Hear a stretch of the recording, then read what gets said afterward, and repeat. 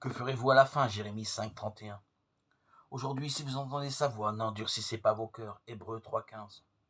Ce verset se trouve au milieu d'un long réquisitoire de Dieu contre Jérusalem, écrit il y a 2600 ans par le prophète Jérémie.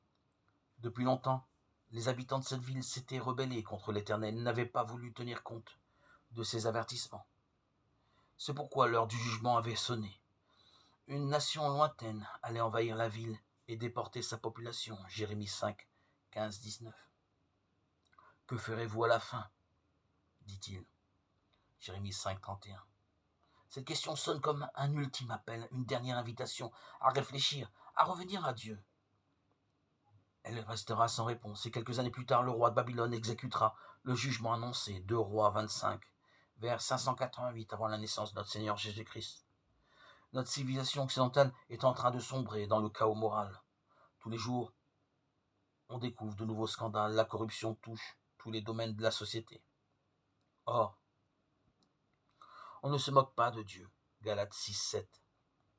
Il est patient. Mais la Bible nous dit qu'il a fixé un jour où il doit juger avec justice la terre habitée par l'homme, qu'il a destiné à cela, ce dont il a donné une preuve certaine à tous, en le ressuscitant d'entre les morts. Acte 17, 31. Cet homme, c'est Jésus-Christ. Il ne souhaite pourtant pas être un jour notre juge. Au contraire, il veut nous mettre à l'abri du jugement. Il a même subi la colère de Dieu saint pour que cette colère ne tombe jamais sur nous. Il ne tient qu'à nous de lui confesser nos fautes, de croire en lui, d'accepter sa grâce. N'attendons plus, car sinon, que ferons-nous à la fin?